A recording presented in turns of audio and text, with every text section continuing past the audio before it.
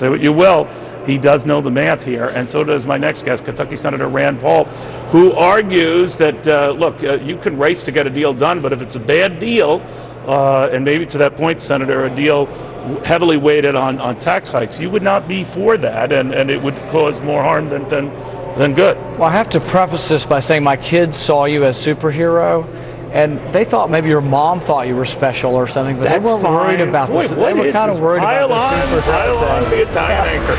I think that's a genuine reflection of who I am, but that's I'm sure fine. your mom thinks you're special. All right. So you think what isn't special is the way they're going about this process, and that in the end, you would not vote for what you. Well, my worry is it's not as simple as are you for your country or are you against your country. I'm obviously for the country. I want the country to succeed. I want there to be economic growth. I want there to be more jobs. But I think we'll get the opposite. So if I thought raising taxes were going to be good for the economy, I would say do it. But I think it'll be the opposite. You raise tax rates, you may get less revenue and less economic growth. There's historical example after historical example of actually lowering tax rates, getting more revenue, and incidentally, the rich pay more of the income sometimes when you give them level rates. Senator, I'm sorry, sir, but does that mean that anything with revenues in it, whether it's closing deductions, loopholes, or the rates more extreme, you would be against? I want to stimulate the economy, and the only way I know of to stimulate the economy is to leave more money in the economy. I can't understand it any different than if I'm in Louisville, Kentucky, and I want Louisville to succeed, I want more money to stay in Louisville. I've seen the way these guys spend the money up here. They're not responsible with your money.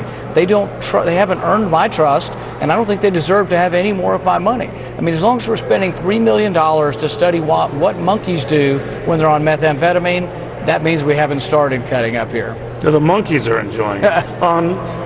How do you think this ultimately goes? I barely understand the labyrinth of procedures and votes and how you get bills to the floor, et cetera.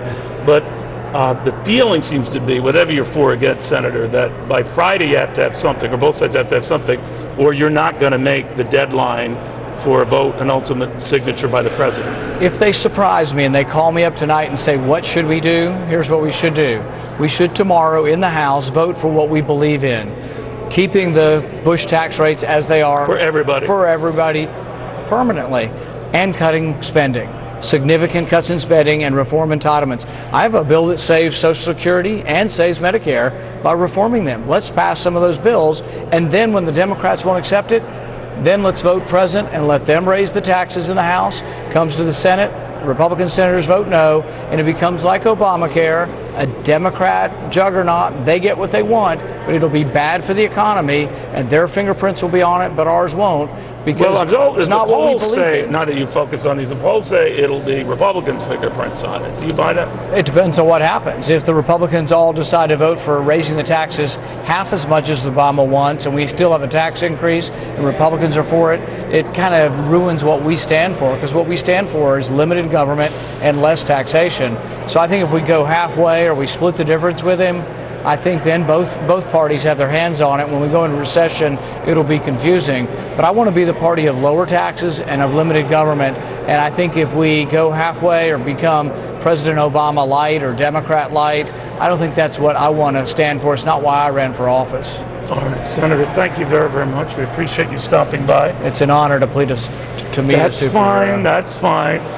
Senator Rand Paul, not superhero Rand Paul, I might point out, just senator, maybe presidential candidate. We don't know. That's another interview.